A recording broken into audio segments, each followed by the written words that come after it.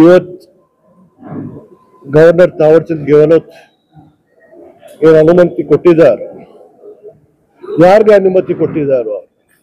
ಒಂದು ಬ್ಲ್ಯಾಕ್ ಮೇಲರ್ಗೆ. ಅವ್ರದ್ದು ಆಂಟಿಸೆಡೆಂಟ್ಸ್ ಏನಿದೆ ಪೂರ್ಣ ರಾಜ್ಯಕ್ಕೆ ಗೊತ್ತಿದೆ. ಗವರ್ನರ್ ಅವರು ಒಂದು ಕಾನ್ಸ್ಟಿಟ್ಯೂಷನಲ್ ಹೆಡ್ ರಾಜ್ಯದ್ದು. ಇವತ್ತು ಅವರು ಒಂದು ಬಿಜೆಪಿ ಏಜೆಂಟ್ ಹಂಗೆ ಕೆಲಸ ಮಾಡಿದ್ದಾರೆ. ಏನಿದೆ ಮೂಢ ಹಾಕೋ ಪ್ರಕಾರ ಆರ್ಡರ್ ಅನುಮತಿ ಬಿಜೆಪಿ ಸರ್ಕಾರ ಕೊಟ್ಟಿದ್ರು. 50% ಲ್ಯಾಂಡ್ ನಮ್ಮ ಸಿದ್ದರಾಮಯ್ಯ ವೈಫ್ಗೆ.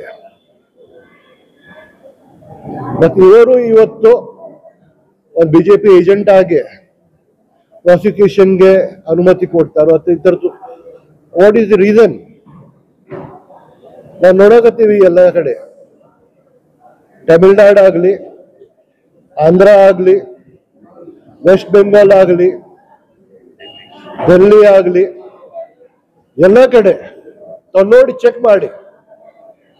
ಎಲ್ಲ ಕಡೆ ಎಲ್ಲೇ ಅಪೋಸಿಷನ್ ಪಾರ್ಟಿ ಚೀಫ್ ಮಿನಿಸ್ಟರ್ ಇದ್ದಾರೆ, ಅಲ್ಲೇ ಗವರ್ನರ್ಸ್ ಬಿಜೆಪಿ ಏಜೆಂಟ್ ಹಂಗೆ ಕೆಲಸ ಮಾಡ್ತಾ ಇದ್ದಾರೆ.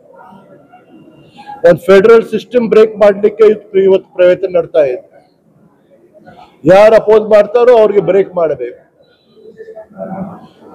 ನಾವು ಪೊಲಿಟಿಕಲಿ ಮತ್ತು ಲೀಗಲಿ ಇದು fight ಮಾಡಾವ. We will come on the streets and we will go to the court. ಮುಖ್ಯಮಂತ್ರಿ ಸಿದ್ದರಾಮಯ್ಯ ಸಾಹೇಬ್ ಮೇಲೆ ಅವ್ರ 45 ವರ್ಷದ ಅವ್ರ ಪೊಲಿಟಿಕಲ್ ಕೆರಿಯರ್, ₹1 ಆರೋಪ ಇರಲಿಲ್ಲ ಅವ್ರ ಮೇಲೆ. ₹1 ಆರೋಪ ಇರಲಿಲ್ಲ, ಏನೂ ಇರಲಿಲ್ಲ. ಇವತ್ತು ಅವ್ರದ ಮೇಲೆ ನೀವು ಇದು ಪ್ರಾಸಿಕ್ಯೂಷನ್ ಅನುಮತಿ ಕೊಡ್ತೀರಿ.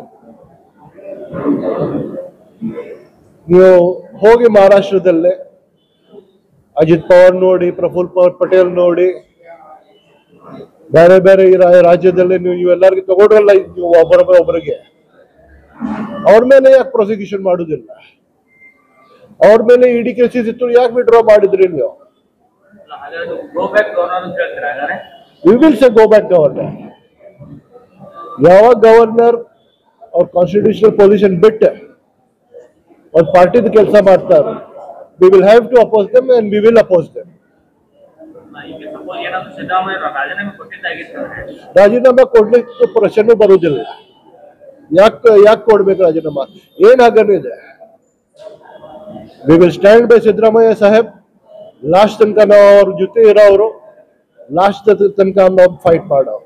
ಅವ್ರು ರಾಜೀನಾಮಾ ಕೊಡ್ಲಿಕ್ಕೆ ಪ್ರಶ್ನೆ ಬರುವುದಿಲ್ಲ.